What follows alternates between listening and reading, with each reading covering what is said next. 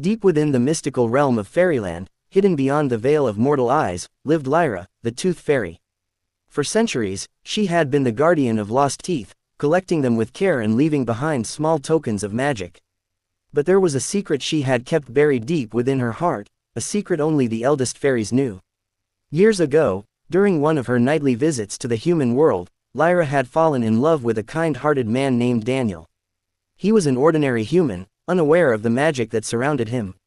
Their love blossomed under the moonlight, hidden from both worlds. But fairy law was strict. No fairy could stay with a human for long. The moment Lyra's wings began to dim, she knew she had to make a heartbreaking choice. She left Daniel behind, never revealing the truth that she was with child. In the shimmering glow of fairyland's twilight, a boy was born, Kale, the first and only child of a tooth fairy and a human. Unlike the other fairies, he possessed no wings, yet magic coursed through his veins.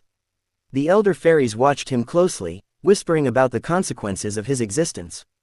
A child of two worlds could never truly belong to either. As Kale grew, so did his curiosity.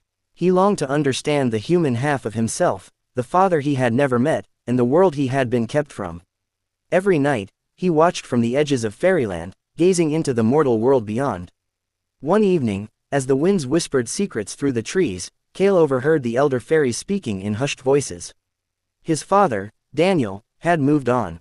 He had married and had children, 2 human children. Kale had siblings. A storm of emotions swirled within him. He had spent his entire life wondering what it meant to be part human, and now he knew, his own blood was walking the earth, unaware of his existence. It was time to cross the boundary. The veil between fairyland and the human world was nearly impenetrable, guarded by ancient magic. No fairy could pass through without permission from the High Council. But Kale was not a full fairy. He was something else. On the night of the autumn equinox, when the barrier was weakest, Kale stood at the shimmering edge of his home. He felt the pull of his human side stronger than ever. The wind carried the scent of earth and rain, a world unfamiliar yet beckoning. He closed his eyes, focused on the rhythm of his heartbeat, and stepped forward. A sharp, cold sensation gripped him as he passed through the invisible wall. The world around him shifted, and in an instant, he was no longer in fairyland. He stood in a dense forest, the moonlight filtering through the trees. The world felt heavier, the air less enchanted. For the first time in his life, Kale felt truly alone. He had no idea where his father lived, no map, no guidance, only an unshakable instinct. Something deep within him told him to move forward. He walked for hours, following a sensation he couldn't explain, until he reached the edge of a small town. As he wandered through the dimly lit streets, he saw houses, glowing warmly from within. Families, laughter, a world so different from his own. He felt like a ghost walking among the living. Then, he saw it. A house, simple yet welcoming, with a name on the mailbox. Daniel Carter.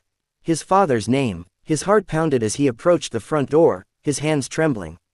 He could hear voices inside, a woman's laughter, the sound of children playing. His siblings. He had never been so close to the family he never knew. But what would they think of him? Taking a deep breath, he knocked on the door. The door opened slowly, revealing a woman with warm brown eyes. She looked at him, puzzled. "Can I help you?" she asked. Kale struggled for words. He had rehearsed this moment in his head 1,000 times, but now, standing here, nothing felt right. I'm looking for Daniel Carter," he finally managed. The woman hesitated, then called over her shoulder. "Daniel, there's someone at the door for you." Footsteps echoed down the hallway. And then, there he was, Kale's father. Daniel had aged since the last time Lyra saw him. His hair had grayed at the edges, his face lined with years of joy and struggle. But his eyes, Kale had inherited those same deep, thoughtful eyes. Daniel looked at him, confused. "Do I know you?" Kale swallowed hard. "My name is Kale. I think I'm your son." A heavy silence filled the air. The woman at the door gasped, covering her mouth. Daniel's expression shifted from confusion to disbelief, then to something deeper, something raw and unspoken. The children peeked around the corner, wide-eyed. A boy, around 10 years old, and a little girl, barely 6. "My what?" Daniel finally breathed. "I know this is hard to believe," Kale said. "But my mother was Lyra." Daniel staggered back as if the name had struck him like lightning. His hands shook as he gripped the doorframe. "That's impossible. Lyra was a fairy, Kale finished. And I am her son. Your son. The night stretched long as Kale sat in the living room, explaining everything. The woman, Daniel's wife, listened in stunned silence while his siblings clung to each other, their young minds struggling to grasp the truth. Daniel sat across from Kale, his expression unreadable. If what you're saying is true, why now? Why after all these years? Kale hesitated before answering. Because I never knew about you. I never knew I had a family here. His younger siblings, Ethan and Rose, stared at him with wonder. You're like a real fairy, Rose whispered. Sort of, Kale said with a small smile. Ethan's eyes lit up. Can you fly? Kale shook his head. No wings. I guess I'm more human than fairy. For the first time that night, Daniel chuckled softly.